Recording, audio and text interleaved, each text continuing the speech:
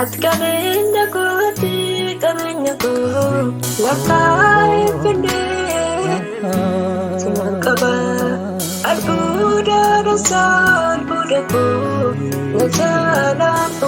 na jalaan dhufnee ka'uufsi kootiif ta'uufsi koo gooftaasi uumaa himuunii mana koorratti ati moorii bara hundumaa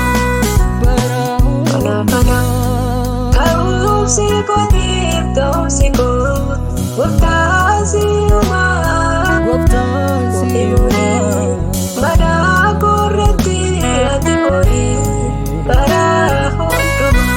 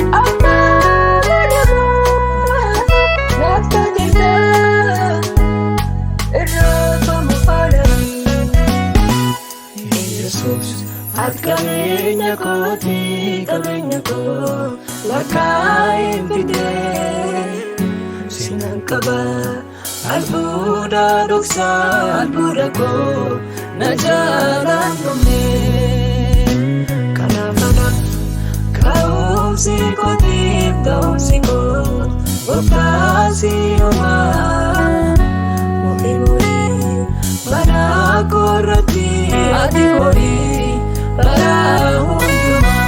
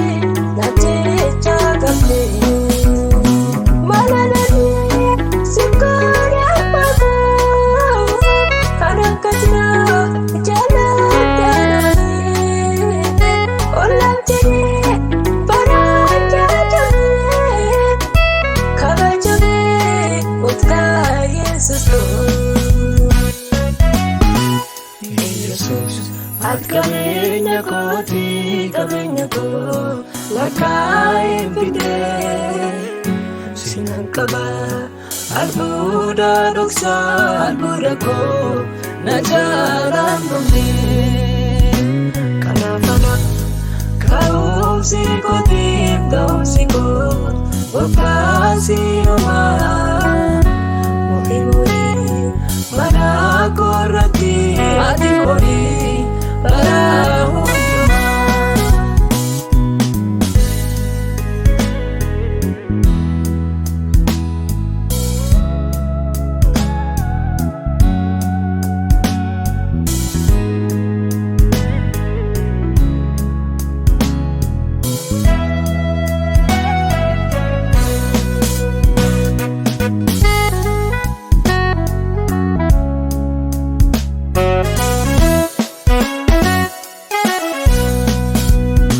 Wabilutuk Yesus kosubah kan menimbe yeroo hundumaa bagani mucaa kee ta'e Yesus abbaa dhugumaa.